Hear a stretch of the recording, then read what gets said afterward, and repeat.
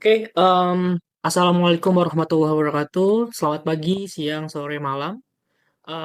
Kita dari kelompok 1 DOSP 01 dengan kode kelas ASDALAB, kode S DOSP 01 Praktikum Final Project akan mempresentasikan hasil final project kita dengan perusahaan kita Beyond Crunch Industry, di mana tagline-nya Smart and Crunchy Snack Solution. Next. Oke, grup satu ini kita terdiri dari 5 orang. Saya Faisal Muharan Anwar, rekan saya Welsan Iswanto, Sabila Hakiki, Alicia Guardiola Retoni Indias, dan juga Dava Diaf Putra. Next. Oke, di pendahuluan ini kita perusahaan Beyond Crunch Industry ini merupakan perusahaan yang bergerak di bidang produksi makanan ringan dan berbasis di Amerika Serikat. Seiring dengan meningkatnya permintaan pasar, perusahaan berencana melakukan ekspansi dengan mempertimbangkan pendirian fasilitas produksi baru di beberapa alternatif lokasi. Permasalahan utama yang dihadapi perusahaan adalah menentukan lokasi pabrik yang optimal dengan biaya minimum dan meningkatkan efisiensi operasional pada Departemen Pemrosesan Pesanan dengan mempertimbangkan kebijakan pengurangan jumlah staf. Next. Selanjutnya adalah objektif dan benefits. Untuk objektif dari laporan yang telah kami buat ini adalah pertama, untuk menentukan lokasi pabrik optimal Biocrunch Industries. Dua, meminimalkan total biaya pembelian bahan baku dan juga distribusi produk. Ketiga, menggunakan pendekatan linear program atau LP. Keempat, menganalisis kinerja sistem antrian di Departemen Pemrosesan Pesanan. Dan yang terakhir, untuk membandingkan beberapa skenario jumlah staf, evaluasi berdasarkan utilisasi, waktu tunggu, jumlah pesanan, dan juga biaya operasional. Kemudian untuk benefits-nya, ada 4, yaitu memberikan rekomendasi lokasi pabrik paling efisien secara biaya, membantu manajemen menentukan kebijakan jumlah staf optimal, meningkatkan efisiensi operasional, dan juga menjaga kualitas pelayanan untuk pelanggan. Next. Kemudian selanjutnya adalah variables and function. Untuk decision variable, XIJ adalah jumlah produk yang dikirim dari fasilitas produksi lokasi ke pelanggan. YIJ adalah variabel binary keputusan pendirian fasilitas produksi inovasi. S adalah jumlah staf atau server pada pemrosesan pesanan pelanggan.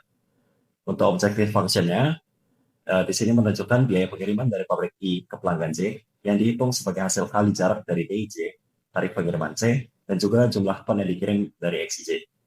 Untuk constraint function ada 4, yaitu yang pertama, distribusi ke pelanggan harus sesuai dengan permintaan. Yang kedua adalah pengiriman tiap pabrik tidak boleh melebihi kapasitas. Jika KI sama dengan 0, maka tidak ada pengiriman. Pengiriman hanya dilakukan jika pabrik terbuka. Dan yang terakhir adalah produk yang dikirim tidak boleh negatif. Next. Baik, selanjutnya saya akan menjelaskan tentang modelingnya dari data yang kita punya, yaitu ada beberapa tabel yang information dan material shipping cost. Di sini ada set lokasinya ada 4, yaitu Yuma, Fresh Snow, terus material shipping cost-nya bisa dilihat dari tabel. Lalu ada product ingredient mix, yaitu kompaninya ada Janus, YZKO, Square Q, dengan demand-nya ada regular, green onion, dan Pertimix. Lalu ada demand information, ini ingredients yaitu corn, wheat, dan potato. Untuk distance-nya ada between plan dan customer, yaitu meliputi antara set location dengan company customer. Selanjutnya untuk data processing, metode Excel solver, yaitu pertama adalah input data. Input data ini mencakup informasi lokasi dan biaya pengiriman material, lalu komposisi bahan produk dengan perhitungan biaya campuran, lalu jarak pabrik dan data permintaan dan perhitungan biaya pengiriman. Untuk penentuan variabel meliputi jumlah supply dari pabrik, jumlah demand perusahaan, jumlah produk yang dikirim ke setiap pelanggan.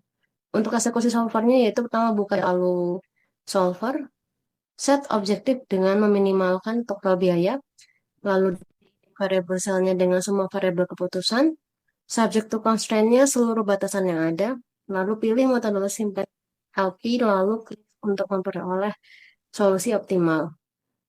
Untuk form QM, yaitu form QM modul, lalu waiting list, terus pada cost analysis pilih Masukkan parameter seperti recall rate, service rate, number of service, server estimating cost. Lalu klik solve untuk melihat hasil analisis. Ubah jumlah staf menjadi 4, lalu edit kembali. Bandingkan kinerja 5 staf dan pas untuk keputusan terbaik berdasarkan waktu tunggu antrian dan efisiensi. Selanjutnya, untuk cost mix ingredients ini adalah perhitungan biaya baku diperoleh dari perkalian antara biaya set information dan material shipping cost dengan produk ingredient mix. Biaya itu dari biaya kon dan persentase jagung ditambah biaya wheat plus biasa gedung plus biaya potato kali persentase kentang. Contohnya seperti regular chip di mana mendapatkan nilai 9, lalu untuk biaya pengiriman didapatkan dari rumus 0,15 per ton mile. Dengan 0,15 itu dikali total ton kali jarak. Contoh seperti Yuma ke Jones yaitu 0,15 dikali 390 kali 6 kali 696 didapatkan 407.160. Sehingga untuk nilai keseluruhannya didapatkan seperti di tabel lalu diinput ke dalam Excel. Sehingga didapatkan objective value-nya sebesar 2.897.98.000 rupiah. Selanjutnya akan disampaikan oleh saya. Selanjutnya ada software form QN. Terdapat 3 kondisi. Yang pertama itu ada kondisi dengan 5 staff, kemudian ada kondisi 4 staff dan kondisi 3 staff. Hasil analisisnya dapat dilihat pada tampilan slide. Untuk slide selanjutnya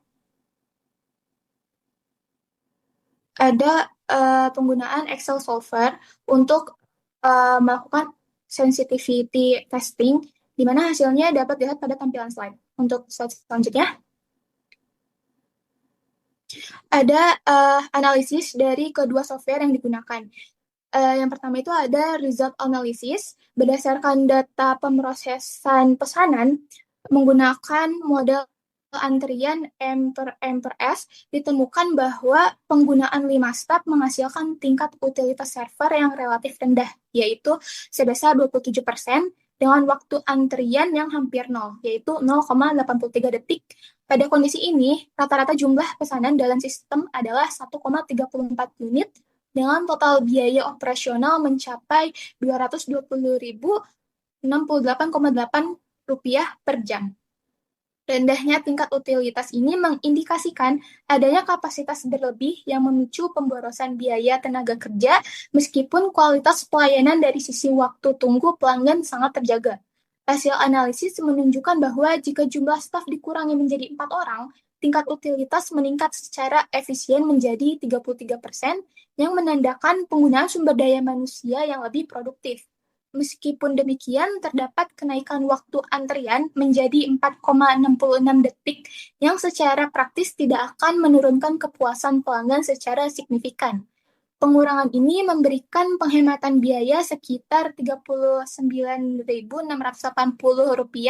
per jam tanpa menyebabkan antrian yang berarti, karena kapasitas total pelayanan dengan 4 staf yaitu 60 pesanan per jam masih sangat mencukupi untuk melayani laju kedatangan pesanan.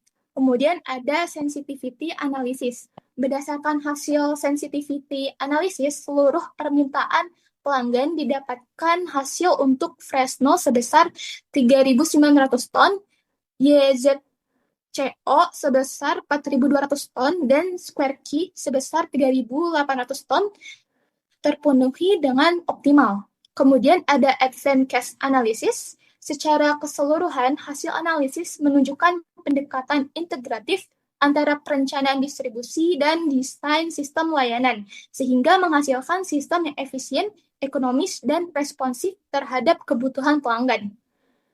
Keputusan lokasi produksi dan jumlah server yang tepat sangat krusial dan dalam menjaga performa sistem secara keseluruhan. Kedepannya perlu dilakukan evaluasi berkala dan penggunaan model simulasi untuk mengantisipasi dinamika pasar dan perubahan biaya operasional. Untuk slide selanjutnya bisa dibawakan oleh rekan saya. Kesimpulan dan saran. Pertama, pengurangan staf menjadi 4 orang memberikan keseimbangan antara efisiensi biaya dan kualitas pelayanan. Pada kondisi ini, utilitas meningkat menjadi 33%. Waktu antrian masih sangat rendah, 4,66 detik.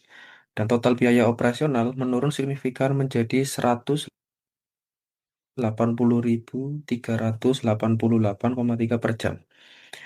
Dalam konteks ekspansi perusahaan, analisis total landed cost merekomendasikan Tucson AZ sebagai lokasi pabrik baru karena keunggulan jarak distribusi yang mampu menekan biaya pengiriman dan risiko kenaikan harga bahan bakar di masa depan. Kemudian selanjutnya, perusahaan disarankan menggunakan pola distribusi optimasi karena dapat meminimalkan biaya dan memenuhi semua permintaan pelanggan secara optimal dan efisien. Kemudian melakukan evaluasi berkala dan penerapan model simulasi dinamis dalam pengembangan selanjutnya untuk mengantisipasi adanya fluktuasi permintaan, perubahan biaya operasional, serta kondisi pasar yang semakin kompleks. Sekian dan terima kasih.